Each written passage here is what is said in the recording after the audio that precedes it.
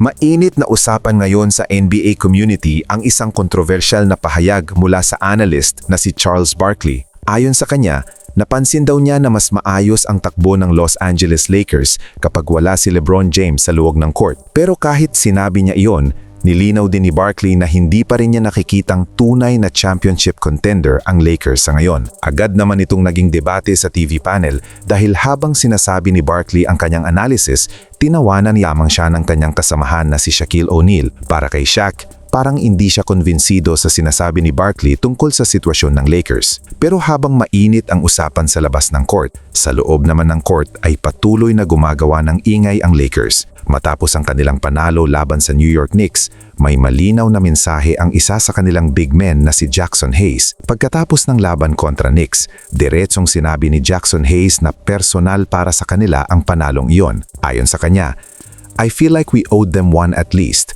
For New York, we lost bad in New York, got punked by them in New York, so we needed to get that one back." Sa madaling salita, pakiramdam ng Lakers ay may utang silang panalo sa Knicks. Matatandaan na noong naglaro sila sa New York, talagang tambak ang kanilang pagkatalo at parang na-dominate sila sa pisikal na laro. Kaya nang muling magkita ang dalawang team, malinaw na may motivation ang Lakers na makabawi. At iyon nga ang nangyari.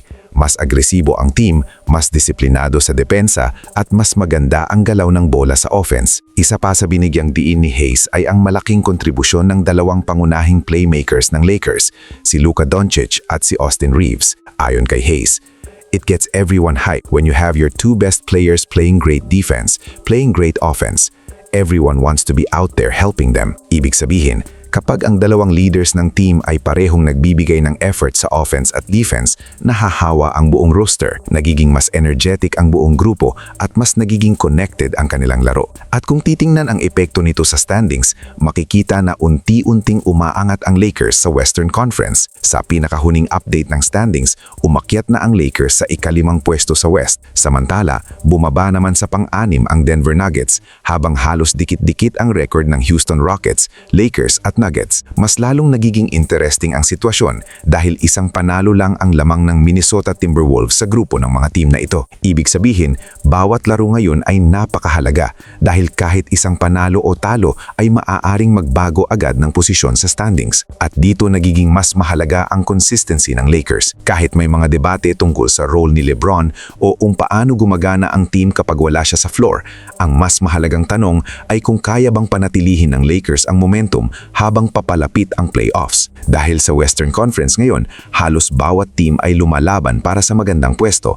At kung hindi magiging consistent ang Lakers, mabilis silang maaaring mahulog muli sa standings. Sa ngayon, malinaw na umiinit ang usapan tungkol sa tunay na identity ng Lakers. May mga analyst na nagsasabing mas gumagana ang sistema kapag wala si LeBron sa loob, habang ang iba naman ay naniniwala na imposible pa ring maging tunay na contender ang team kung wala ang kanyang leadership. Pero sa loob ng locker room, mukhang simple lang ang mindset ng Lakers.